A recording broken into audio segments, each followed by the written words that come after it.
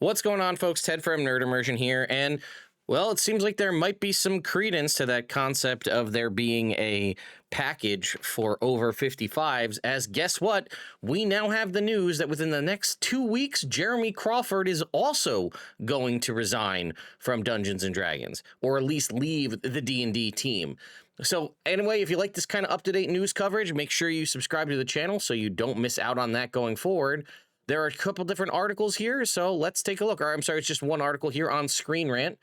So this is from Christian Hoffer, who I thought was at N-World, but I guess now is over at Screenrant. Either way, the guiding forces of Dungeons & Dragons for the last decade are both departing Wizards of the Coast. Chris Perkins and Jeremy Crawford have been part of the D&D design team for decades and were two of the lead designers of the current 5th edition rule set, which has become the most popular rule set in the game's history.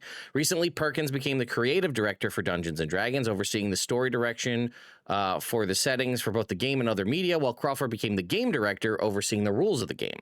After leading the design of the new revised 5th edition and the new core rulebooks, both Perkins and Crawford are stepping away from Wizards of the Coast. Perkins announced his departure last week, and Screenrant has learned that Crawford's last day will come later this month.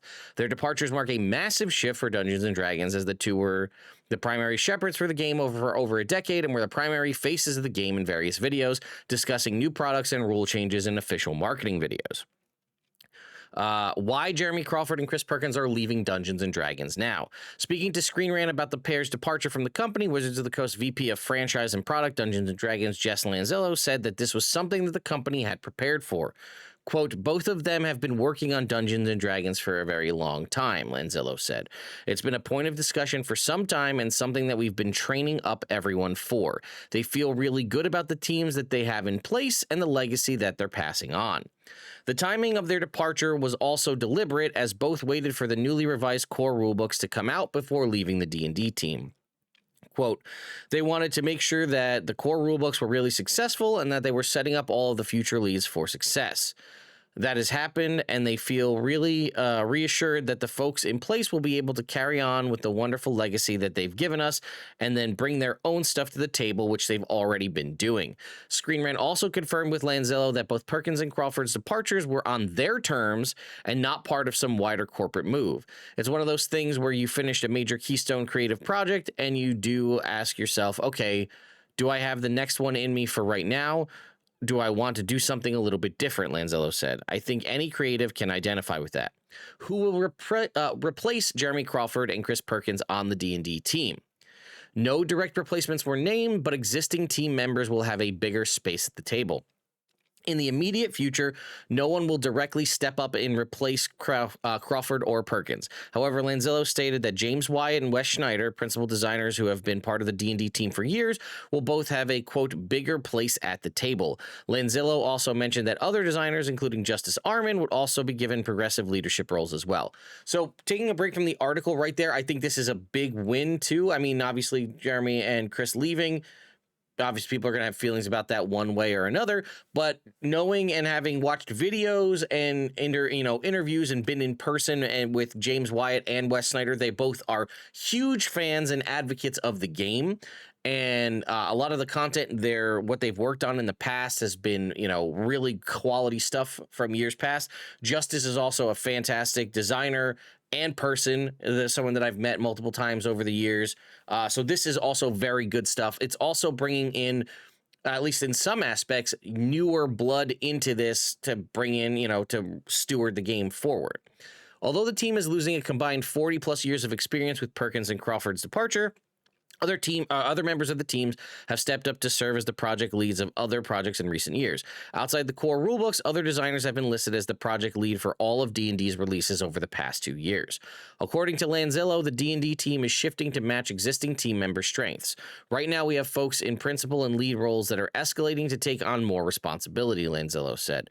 We're looking at the team and our needs to figure out how to really construct the team in a way where we can work to everyone's strengths.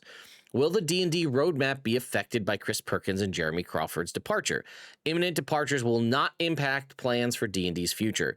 Attending a press event earlier this year, the Dungeons & Dragons franchise team discussed a 5-year plan for future releases. Lanzello said that the roadmap will not be impacted by any of the changes. The roadmap remains the same. We've already set up the leads for all of those future projects. Chris and Jeremy don't need any substitutes at this moment because they were both in very high-level road mapping roles and capacities for the last year. They've been helping us gather that strategy, set it together, help us figure out the correct casting for everyone on particular efforts.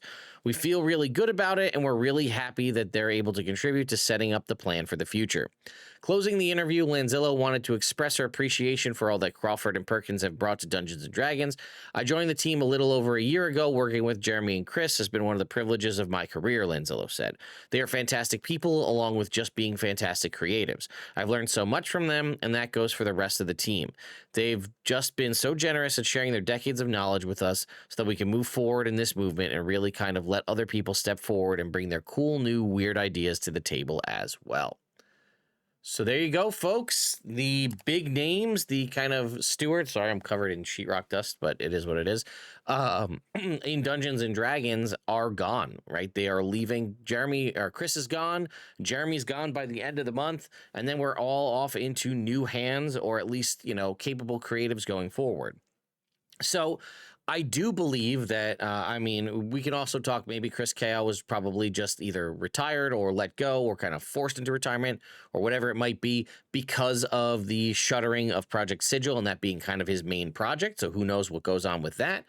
The other side is, there seems to be this rumor floating around that WotC or D&D or whoever at Hasbro, whatever, offered some sort of a package for over 55s to retire early or to get some sort of severance thing. And like I said, this is a commonplace thing that you see sometimes in corporate world where they're like, hey, let's offer a package if people want to take it and leave. Maybe they were going to hang on for a couple more years, but this kind of incentivizes them to leave because they get access to this now.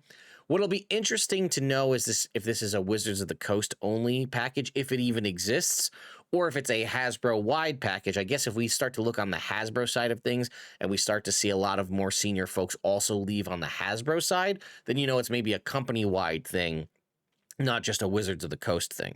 I guess also take a look at the Magic stuff and see if people are leaving, older designers or whatever from the Magic team.